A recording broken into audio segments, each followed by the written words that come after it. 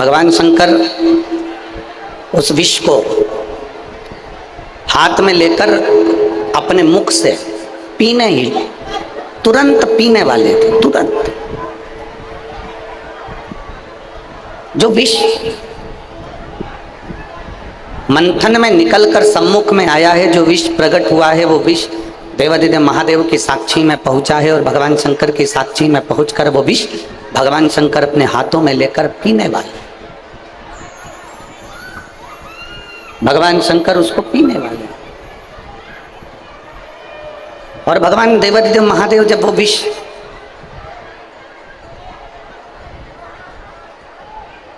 पीने वाले हैं और उनके हाथों में विष का पात्र है, विष का कटोरा है और पी रहे हैं, और मां जगतजननी माता पार्वती जी अपने पति के स्वरूप को देख रही हैं।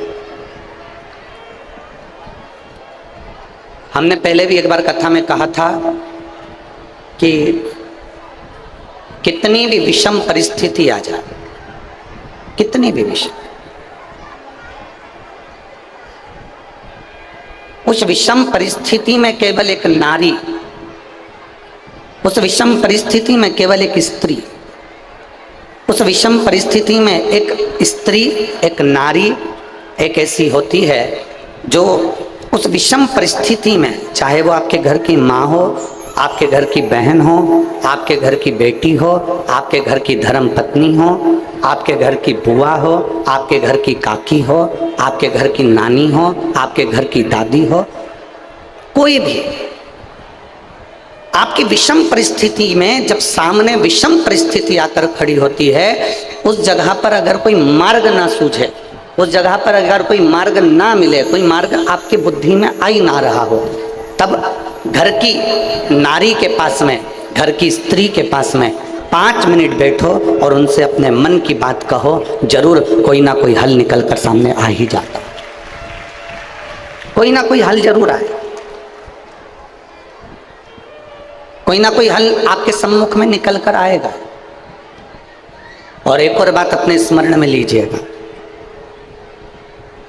अगर आप घर की स्त्री को अपनी कोई बात नहीं बता सकते, घर की नारी को अपने हृदय की बात नहीं बता सकते और विषम परिस्थिति में फंसे हुए, बहुत विषम परिस्थिति, तो अशोक सुंदरी का जो स्थान होता है, देखिए थोड़ा ध्यान दीजिएगा, आप लोग एलईडी पर भी ध्यान देना और आस्था चैनल पर भी ध्यान देना। तो किस स्थान पर हम अपनी विषम परिस्थिति में अगर उसे स्पर्श कर ले, विषम परिस्थिति में अगर कोई तकलीफ की घड़ी चल रही है, तो हमारा मात्र स्पर्श और थोड़ी देर वहां स्पर्श कर कर अपने मन की बात को कह देने पर भी हमारी समस्या, हमारा दुख समाप्त होता है। जैसे ये शिवलिंग है, ये जलाधारी है और सामने अशोक सुंदरी का स्थान। अब ये सामने जैसे अशोक सुंदरी का जो स्थान होता है, उस अशोक सुंदर वाली स्थान पर अपने हाथ, सीधे हाथ की 3 उंगलियां, मात्र 3 उंगलियां आप अगर स्पर्श करें और पंचाक्षर मंत्र नमः शिवाय, षडाक्षर मंत्र ओम नमः शिवाय या श्री शिवाय नमस्तुभ्यम का मात्र स्मरण करते रहे और कुछ देर उस स्पर्श करी हुई उंगली को थोड़ी देर रखने के बाद अपने हृदय से लगा के अपने मन की बात कहकर, भले आपने जल चढ़ाया नहीं चढ़ाया, और अपने घर को लौट कर आ जाएं, वो विषम परिस्थिति टल ही जाती है, उसका समय का दुख तकलीफ नष्ट हो ही जाता है।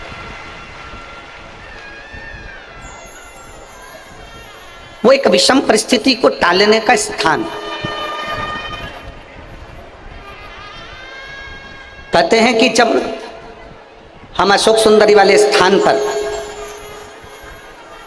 हम अशोक सुंदरी वाले स्थान पर जब हम हाथ का स्पर्श करते हैं, अशोक सुंदरी वाले स्थान पर जब हम हाथ का स्पर्श करते हैं और स्पर्श कर कर जब हम अपने मन की बात कहते हैं, तो वो बात महादेव तक, माता पार्वती के माध्यम से, अशोक सुंदरी के माध्यम से पहुंच जाती है और भोलेनाथ हमारे मन की दशा को जानकर आशीर्वाद दे ही देते हैं। वो विषम परिस्थिति। और शंभो शरणे पड़ी मांगू घड़ी रे दुख का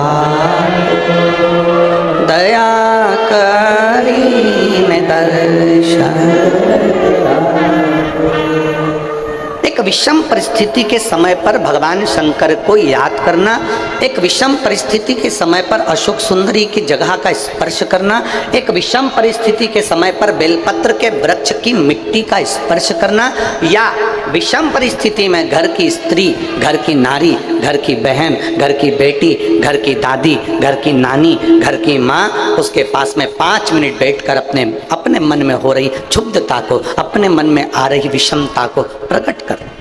विषम, हमने एक बात पहले कही, आप लोगों के स्मरण में होगा। किस किसने सुना है? जिसने सुना होगा वो बताएंगे।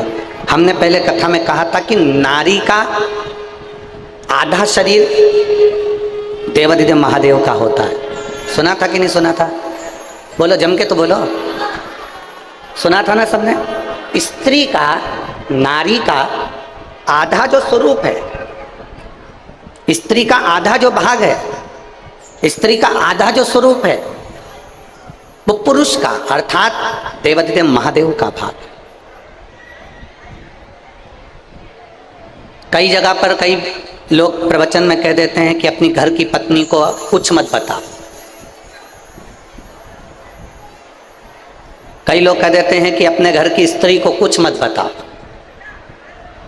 कई लोग कह देते हैं अपने प्रवचन में, आपने भी प्रवचनों में सुना होगा कि घर की नारी को कुछ मत बताओ, घर की स्त्री को कुछ मत बताओ, कुछ मत बोलो, घर की स्त्री को आपके मन की दशा बताओ मत। कई लोग प्रवचन में ऐसा कहते हैं, पर शिव महापुराण कभी नहीं कहती। शिव महापुराण कहती है कि जब आपके मन की दशा में कुछ गड़बड़ी चल रही है, आपके हृदय को कहीं ठेस पहुंच रही है, आपकी चित्त वृत्ति को आराम नहीं मिल रहा, आपको बेचैनी हो रही है, आपके हृदय को शांति नहीं है, आपके हृदय को सुकून नहीं है, तो घर में जो स्त्री है, घर में जो नारी है, उसको बैठकर अपने मन की दशा जरूर बताओ, क्योंकि वो स्त्री नहीं, उसमें महादेव का आधा अंश विराजमान है। तुम्हारे हृदय की बात को जाने।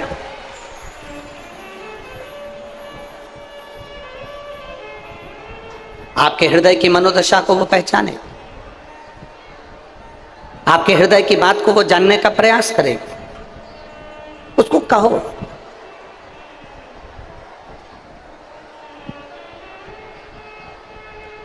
ज्यादातर लोगों की आदत रहती है पत्नी को क्या बताना, घर की नारी को क्या बताना, घर की स्त्री को क्या बताना।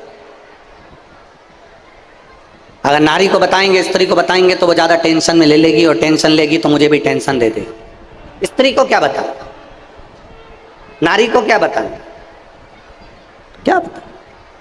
पर शिव महापुराण की कथा कहती है, हलाहल जब विष आया, हलाहल जब विष आया, देवादिदेव महादेव के हाथ में वो विष का पात्र है। भगवान शंकर के हाथ में विष का पात्र है, और देवादिदेव महादेव उस विष को पीने वाले थे, और पार्वती जी देख रही थी। पति का चेहरा, अपने स्वामी का चेहरा,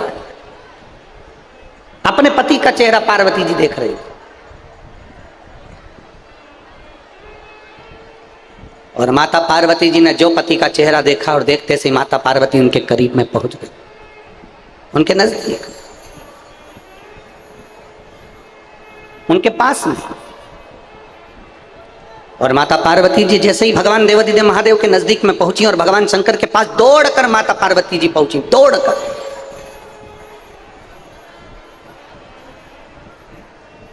और पहुंचते से ही माता पार्वती जी ने शंकर जी के चेहरे की दशा देखकर भोलेनाथ जी से पूछा कि तुम्हारे हाथ में क्या है, तुम्हारे हाथ में ये है क्या। मेरा निवेदन, आस्था चैनल पर जितनी माताएं कथा सुन रही हो, भाई कथा सुन रहे हो, मेरे जीजा मेरी जीजियां कथा सुन रही हो, फेसबुक यूट्यूब पर सुन रहे हो, या इस पंडाल में बैठकर सुन रहे हो, आपसे भी निवेदन, जरा विचार करिएगा। आपका पति, आपके घर का कोई पुरुष, आपके घर का कोई पिता, आपके घर का कोई दादा, आपके घर का कोई पुरुष हाथ में जहर की पुड़िया लेकर खाएगा तो आप मना करोगे कि नहीं करोगे? जम के तो बोलो जरा, अरे जम के बोलो जरा, करोगे ना कि तुम जहर क्यों खा रहे हो, विष क्यों पी रहे हो? जहर क्यों, विष क्यों? ऐसी कौन सी विषम परिस्थिति फंस गई जो तुम ये विष पी रहे हो, ये जहर खा रहे हो? ऐसा हुआ क्या है?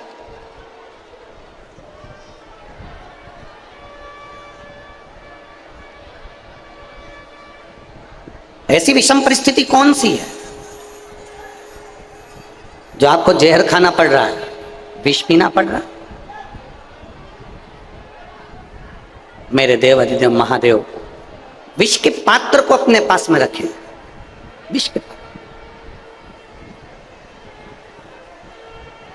और विष का पात्र लेकर मेरे देव अधिदेव महादेव बस पीने वाले हैं। और पार्वती जी उनके पास जाकर पूछ रही है ऐसी कौन सी परिस्थिति आ गई, क्या हो गया? बाबा भोलेनाथ आप विष पी रहे, ऐसी कौन सी परिस्थिति आ गई?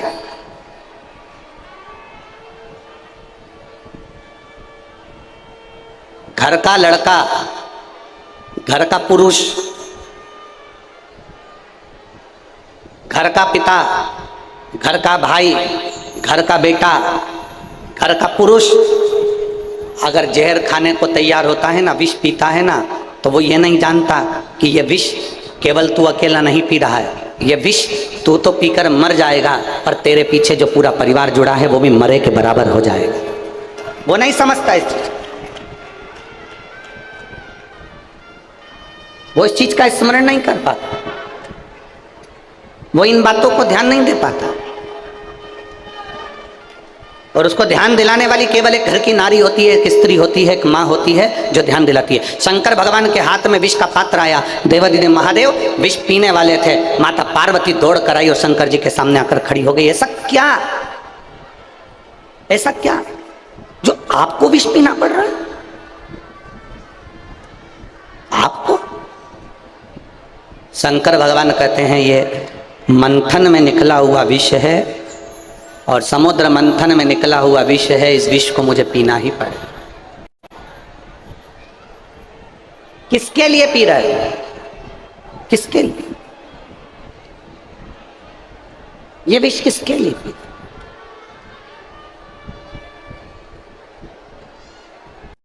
शंकर भगवान कहते हैं कि सारे देवताओं के हित के लिए, सारे संसार के हित के लिए मुझे ये विष पीना पड़ेगा। पार्वती जी कहती हैं इससे संसार का हित नहीं हो रहा है, आपके हृदय में संपूर्ण ब्रह्मांड समाया हुआ है। अगर आप विष पियोगे तो ब्रह्मांड में जितने भी जीव जंतु हैं, जितने जलचर हैं, जितने थलचर हैं, जितने संसार के जीव जंतु आपके हृदय में निवास करते हैं, ये संपूर्ण ब्रह्मांड जो आपके हृदय में निवास करता है, विष पीते से ही सारे जीव जंतु विषैले हो जाएंगे और मर जाएंगे। अगर वो विष कंठ से नीचे उतर गया तो हृदय से होता हुआ उदर में जाएगा और उदर में संपूर्ण ब्रह्मांड का भरण पोषण है, संपूर्ण ब्रह्मांड का।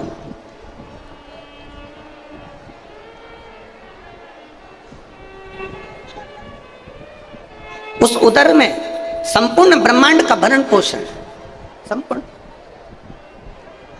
और यदि वो विष उस ब्रह्मांड के भरण पोषण में जाएगा तो भी जीव नष्ट हो जाएगा, तो भी संसार नष्ट हो जाएगा।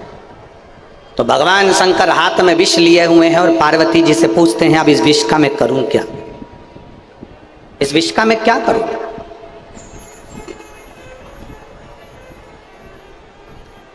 इस विष का मैं करूं तो करूं क्या? माता पार्वती जी कहती हैं आप विष पियो, मैं कंठ में बैठकर इस विष को झेल लूंगी, और कंठ में रहकर अगर मैंने विष को झेल लिया, इस विष को मैं नीचे नहीं उतरने दूंगी, क्योंकि पूरा ब्रह्मांड विषैला हो जाएगा, पूरा संसार नष्ट हो जाएगा, पूरा ब्रह्मांड, पूरा संसार।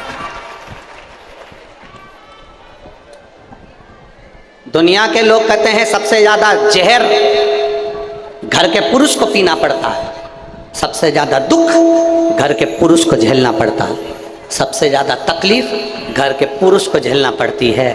पर शिव महापुराण की कथा कहती है सबसे ज्यादा दुख और तकलीफ अगर कोई झेलती है तो घर में रहने वाली नारी झेलती है, स्त्री झेलती है। एक स्त्री, एक घर में रहने वाली नारी, घर में रहने वाली माँ घर में रहने वाली पत्नी, घर में रहने वाली बहन, घर में रहने वाली बेटी, घर में रहने वाली दादी, घर में रहने वाली नानी, वो जितना दुख वो झेलती है उतना दुख संसार में कोई नहीं झेल सकता, कोई।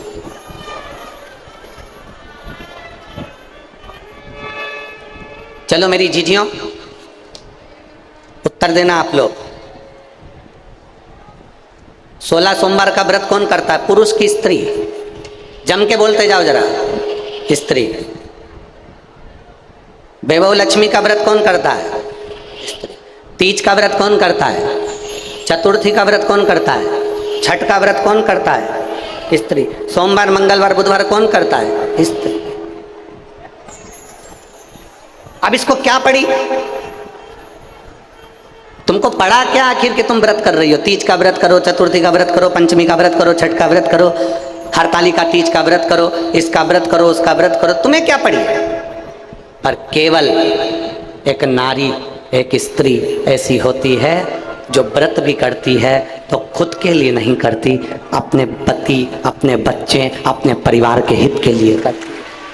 एक स्त्री भी व्रत कर रही है तो परिवार के हित के लिए करती। अगर उसने व्रत भी किया है तो अपने परिवार के, अपने कुटुंब के हित के लिए करा, परिवार के।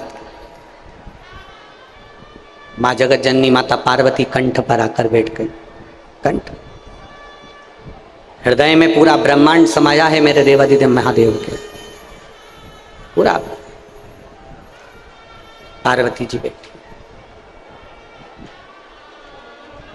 और हमारा विश्वास कहता है इतनी चिलचिलाती हुई धूप में 46-47 टेम्परेचर में ये लाखों की संख्या में आप लोग आए हो और इसमें सबसे ज्यादा संख्या मेरी माताओं की, मेरी जीजियों की है, सबसे ज्यादा।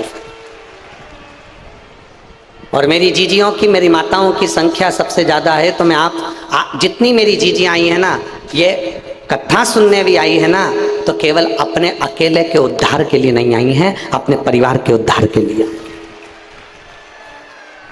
केवल अपने अकेले के लिए नहीं, संपूर्ण परिवार के उद्धार के।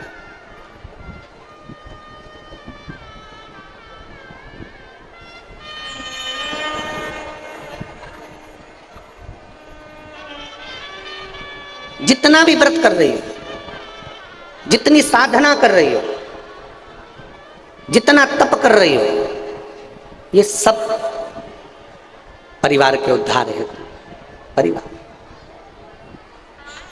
और मैंने तेरे ही भरोसे बाबा, तेरे ही भरोसे हवा बिच उड़ती जावांगी बाबा, डोर हथो छड़ी नाम कटी जावांगी। भोले मैं तेरी पतंग, शंभो मैं तेरी पतंग, हवा बिच उड़ती जावांगी बाबा, डोर हथो छड़िया कटी जावांगी। भोले मैं एक विश्वास के साथ। अब हम आपसे पूछे, जितनी माताएं बैठी हैं, मेरी जीजियां बैठी हैं, आप बताओ ईमानदारी से, 21 साल शादी को हो जाए और औलाद नहीं हो तो आशा रहती है क्या फिर? अरे बोलो तो जम के। नहीं, लोग सोचते हैं अब क्या होगा, अब तो 21 साल शादी के हो गए, अब क्या संतान हो, अब क्या औलाद हो, अब क्या संतान का सुख होगा। पर उसने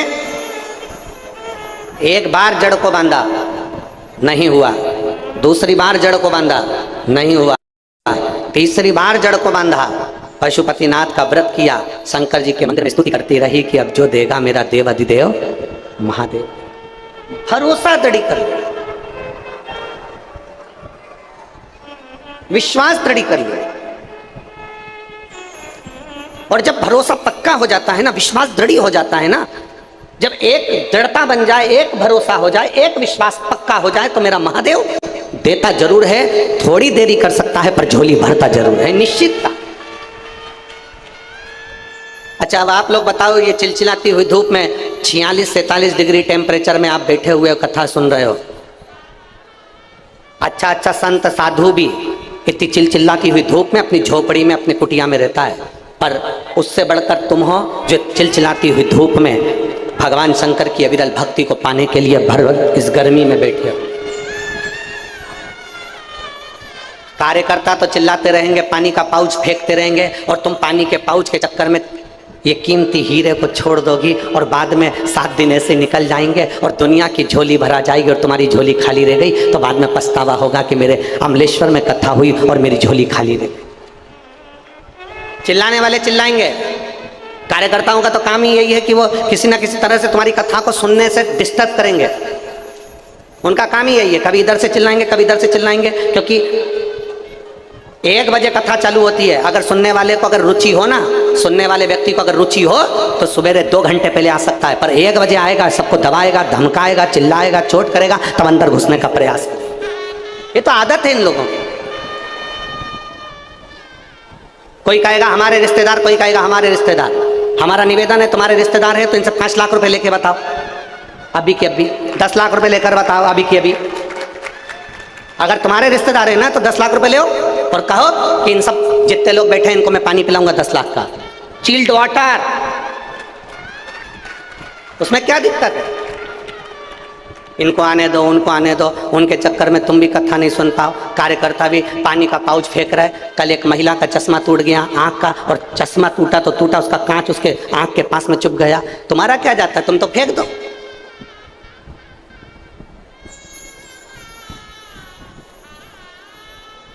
इस पंडाल के बाहर भी लोग धूप में बैठे हुए चिलचिलाती हुई गर्मी में। पानी के पाउच देना है, बोतल देना है तो उनको देकर आओ। और मेरी जीजियां इतनी मजबूत हैं कि तुम्हारे पानी के लिए नहीं आई हैं। कथा का रसतत्व हाथ से ना छूट जाए, उसका ध्यान करिए। कथा का रसतत्व कोई पुण्य प्रबल हुआ होगा जो अमलेश्वर की धरा पर मेरे हाटकेश्वर महादेव इस कथा को करवा रहे हैं, और हाटकेश्वर महादेव सुन रहे हैं, श्रवण कर रहे हैं। अपनी चित्तवृत्ति में एक विश्वास के साथ, एक भरोसे के साथ शिव की भक्ति को धारण करें। शिव भक्ति अड़भंग होकर शंकर के हो जाओ, अड़भंग होकर।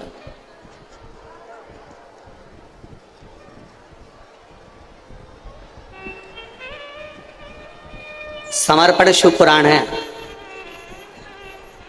उस समर्पण शिव पुराण का एक एक अंश याद रखना। समर्पण किसको कहते हैं कि अपने भीतर के सारे विकारों को, अपने आप को भगवान के भरोसे छोड़ देना।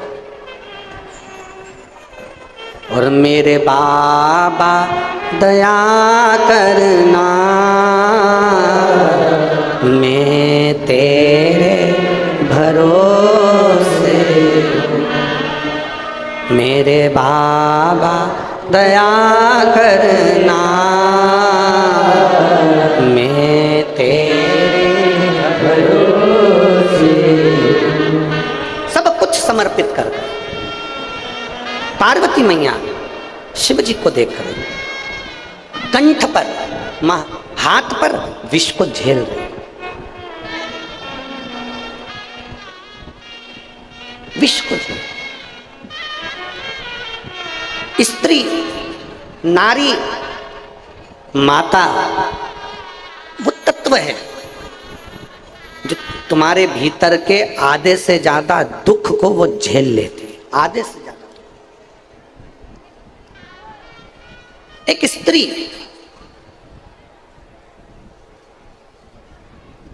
सबसे ज्यादा संख्या में मेरी माताएं आई हैं।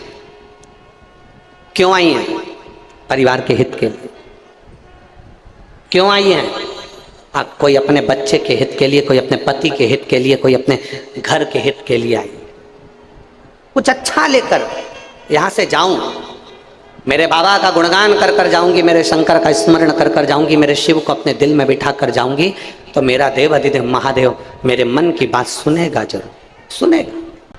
आप में से कई माताएं ऐसी होंगी, कई बहन ऐसी होगी, कई भाई लोग ऐसे होंगे जो थोड़े दिन तक तो मंदिर जाते हैं, थोड़े दिन में भगवान नहीं सुनता, मंदिर जाना छोड़ देते हैं। थोड़े दिन तो भगवान का गुणगान किया, थोड़े दिन में भगवान ने नहीं सुनी, हमने छोड़।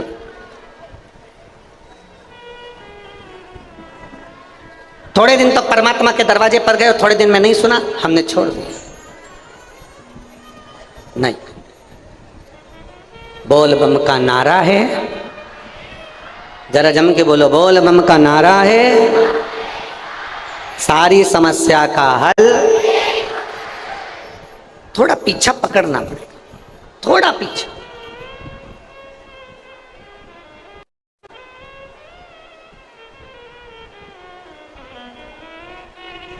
और जब तक पीछा नहीं पकड़ोगे कुछ नहीं, कुछ। और जिद किसी दूसरे से नहीं कर रहे, पीछा किसी दूसरे का नहीं पकड़ रहे हो, जिद किसी दूसरे से नहीं कर रहे हो। इतना याद रखना, जिद आप अपने बाप से कर रहे हो, भगवान भोलेनाथ से कर रहे हो। जिद किसी दूसरे से नहीं कर रहे, आप किसी दूसरे के आगे हाथ नहीं फैला रहे, आप किसी दूसरे से जाकर विनय नहीं कर रहे। आप विनय कर रहे हो तो अपने पिता देवाधिदेव महादेव से कर रहे हो, भगवान।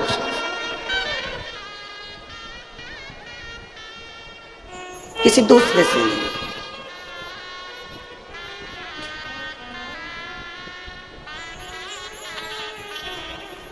और रिश्ता तेरा मेरा सबसे प्यारा, रिश्ता तेरा मेरा सबसे प्यारा, तू मेरा बाबा, मैं हूँ तेरा लाला, मैं हूँ तेरा लाला, तू मेरा बाबा, मैं हूँ तेरा लाला, मैं हूँ तेरा। किसी दूसरे से जिद नहीं है। और अगर आस्था चैनल पर माताएं सुन रही हैं कथा, तो मैं उनसे निवेदन करूंगा, और जितने पंडाल में सुन रहे हैं छत्तीसगढ़ की इस पवित्र अमलेश्वर की भूमि से, जब तक झोली ना भर देना तब तक उसका दरवाजा छोड़ना मत, देगा जरूर, ये पक्का। रोज जाओ शंकर के मंदिर में एक लोटा जल चढ़ो, अपने नजदीक में शिव महापुराण की कथा हो तो उसको सुनने के लिए जाओ। करोड़ों गुना पुण्य इकट्ठा होता है तब जाकर ये कथा होती है, करोड़ों गुना। अगर आज ये पवन जी खंडेलवाल हैं, विशाल खंडेलवाल हैं, और ये मोनू साहू जी हैं, और सागर खंडेलवाल जी हैं, अगर ये कथा करवा रहे हैं तो इनका तो पुण्य है, पर साथ में अमलेश्वर की पवित्र भूमि पर जितने भक्त रहते हैं इनका भी पुण्य है, इनका पुण्य है, तब ये कथा हो रही है।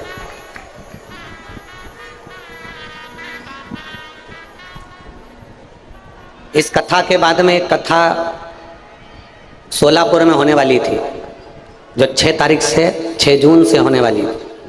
अब देखिए, पुण्य प्रबल हो तो कथा, पुण्य प्रबल नहीं होना तो पूरा टेंट पंडाल, जैसा आपका टेंट लगा है ऐसा पंडाल वहाँ भी लग चुका था, तैयारी हो गई थी सारी की सारी सोलापुर में। पर कुछ योग संजोग ऐसा बना कि वो कथा 6 तारीख को जो होने वाली थी वो सोलापुर की कथा कैंसिल हो गई। पुण्य प्रबल नहीं हुआ होगा, कहीं पुण्य की प्रखरता नहीं उत्पन्न हुई होगी।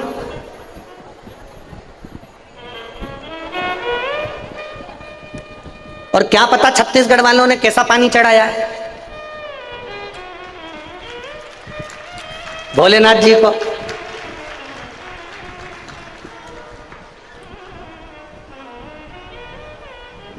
ना जाने कैसा जल चढ़ाया है। हम हमेशा कथा में कहते हैं कि 5 पंडाल में कथा श्रवण करने वाले की मनोकामना पूर्ण होती है, तो ये 2 कथा तो यही हो गई। और सोलापुर के बाद बाकी छत्तीसगढ़ में कथा थी 18 तारीख वाली, और मालूम पड़े छत्तीसगढ़ वालों को फिर वो तीसरी, फिर हम भी सोच में पड़े हैं कि ये कर क्या रहे हैं, छत्तीसगढ़िया सबले बढ़िया। जय जवाहर। बोलना आता है, जिभ्या दी है बाबा ने, तो साथ में बोलिए और प्रार्थना करिए।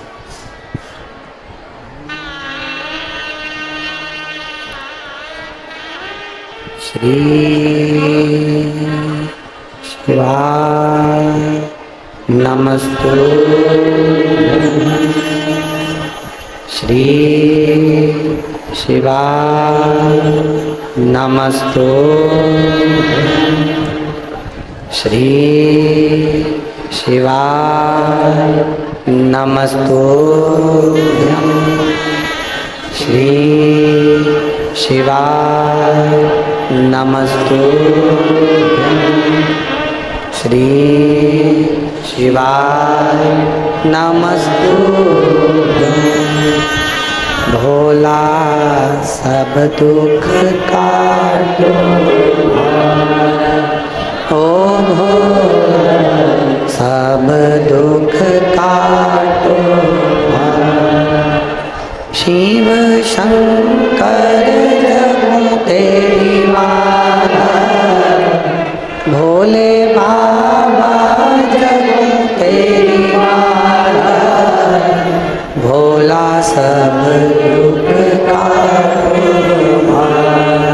ओ भोला सब दुख काटो। वे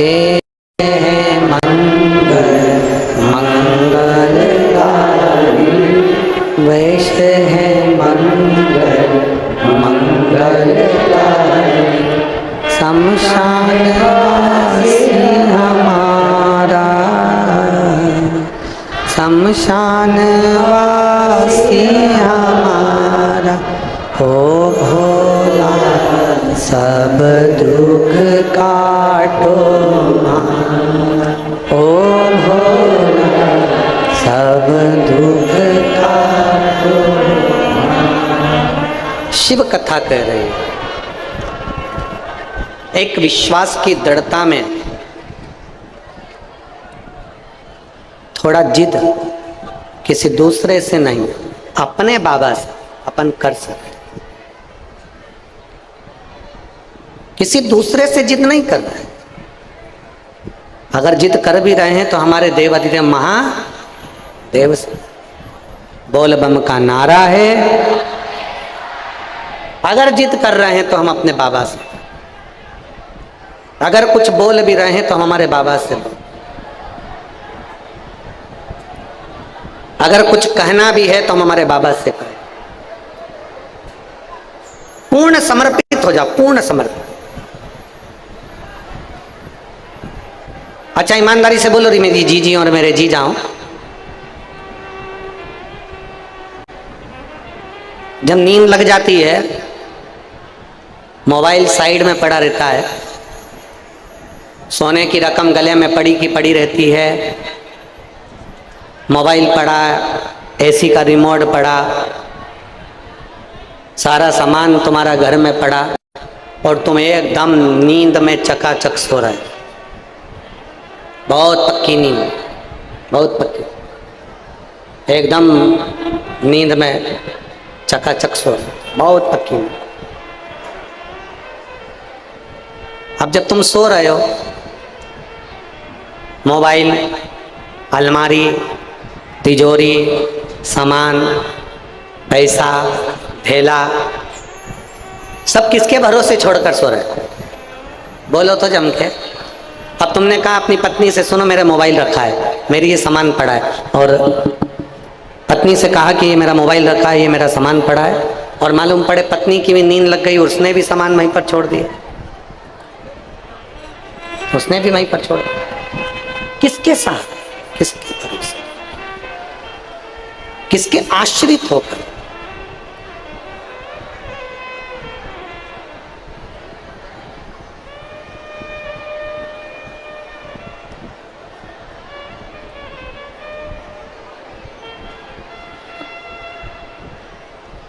हम किसके आश्रित होकर जी? जैसे रात को सोते समय सारा सामान पड़ा रहता है और हमारा ध्यान नहीं दे पाते, क्योंकि वो हम जानते हैं कि हम घर के अंदर हैं, हमारा सामान सेफ है, हम घर के अंदर हैं, दरवाज़ा लगा है, कुंडी लगी है, सारा सामान हमारा पड़ा हुआ है, कोई लेकर नहीं जाएगा। उसी तरह जब तक ये मानव का शरीर है, जब तक ये मनुष्य का शरीर है, तब तक ये मान कर चलो कि हमें भोलेनाथ के आश्रित होकर जीना है, कि वो है तो हमें कोई चिंता नहीं।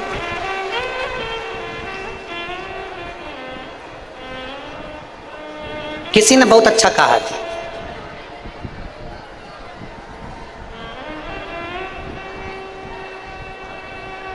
कोई कहे अमीर को रोते देखा है, अमीर को रोते देखा, गरीब को रोते देखा, अमीर को रोते देखा, गरीब को रोते देखा, केवल एक शंकर का भक्त ऐसा था जिसे इस कली काल में भी मुस्कुराते देखा। केवल एक महाकाल का भक्त ऐसा है जिसको इस कली काल में, इस कलयुग में भी मुस्कुराते देखा। इस कली शिव का भक्त, शंकरो घड़ी का भक्त, अड़भंगा भक्त मुस्कुराते।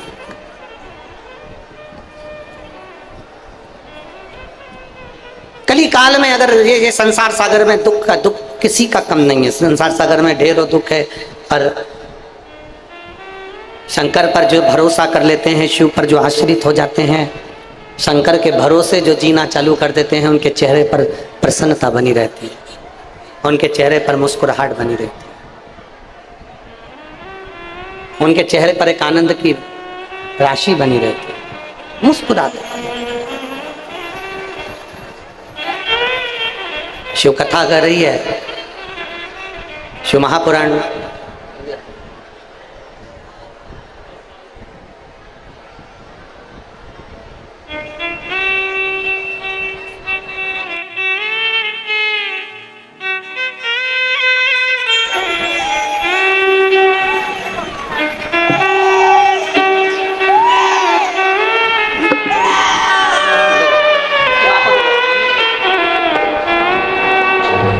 ये 10 वर्ष के बाद जो संतान हुई है, एक बार जोरदार ताली बजाकर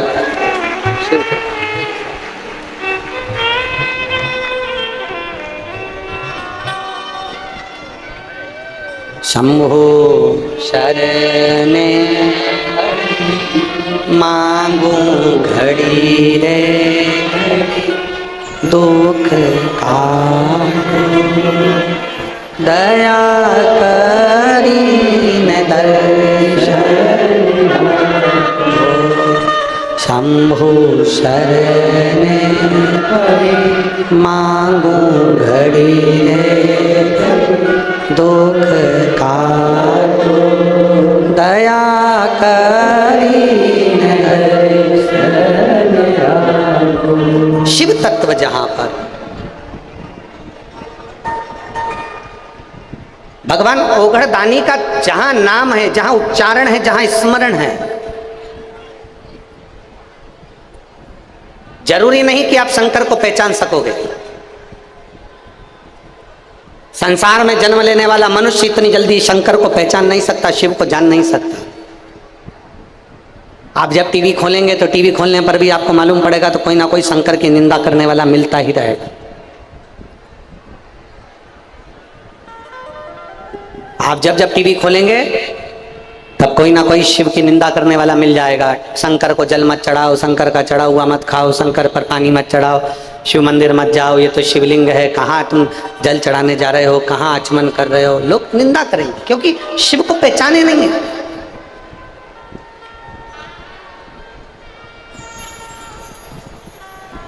उन्होंने शंकर को जाना ही नहीं,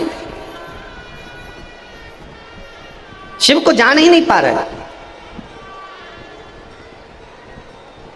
और जिस दिन भगवान देवादिदेव महादेव को पहचान गए, जिस दिन और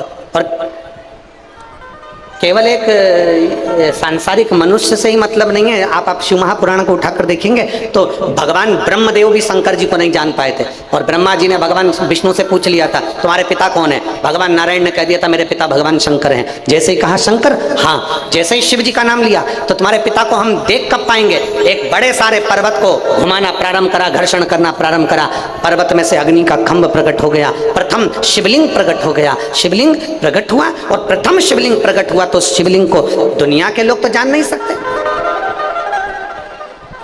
दुनिया के लोग तो पहचान नहीं सकते।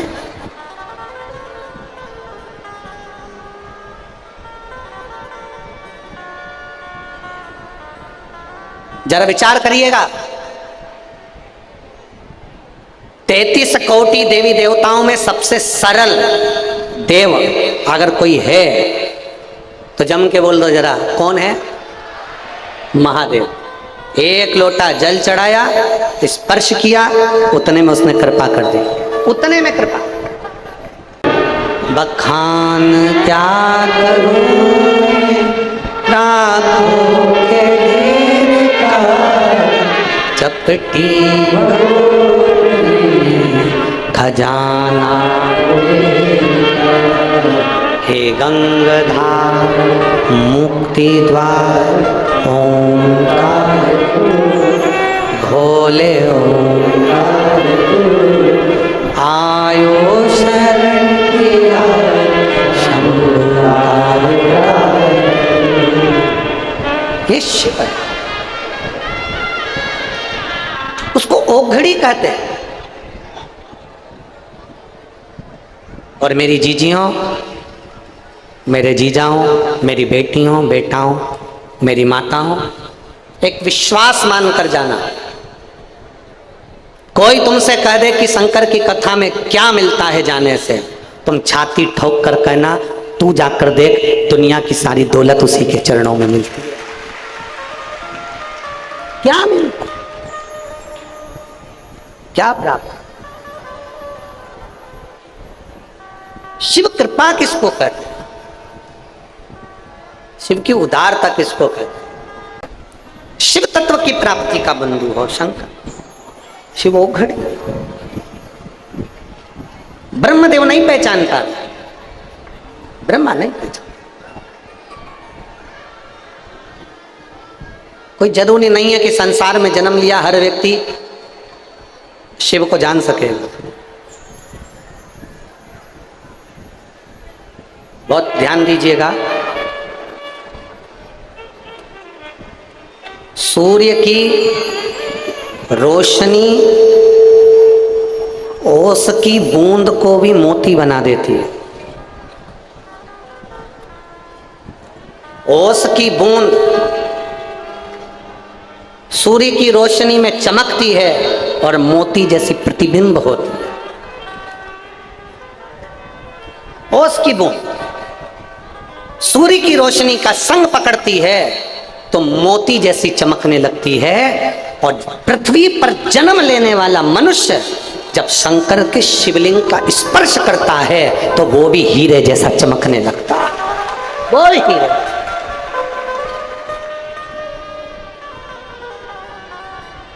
मात्र स्पर्श हीरे जैसा, मात्र स्पर्श। आप में से कितने लोग हैं जो शंकर जी को एक लोटा जल चढ़ाने जाते हैं? जरा हाथ उठाओ जरा। बहुत बढ़िया, प्रणाम आपको।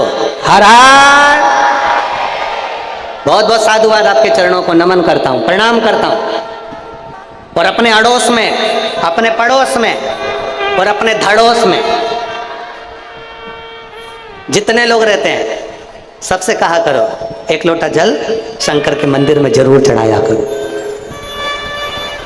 जरूर। कोई लेट बनता है, कोई जल्दी बनता है, शंकर को जल चढ़ाने वाला एक दिन से जरूर बनता है, वो देगा, निश्चित है। ब्रह्मा जी समझ नहीं पाए, ब्रह्मदेव नहीं जान पाए, ब्रह्मा जी की समझ में नहीं आया। तुम्हारे पिता कौन है? भगवान नारायण ने कहा शिव मेरे पिता हैं, शंकर मेरे पिता हैं।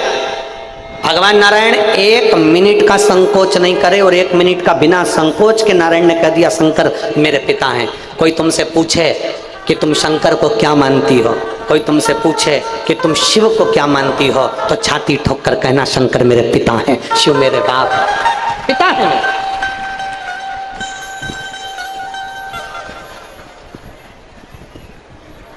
शिव मेरे पिता हैं, शंकर को अपना मानते, शिव को। एक शिवलिंग प्रकट हो गया, एक शिवलिंग।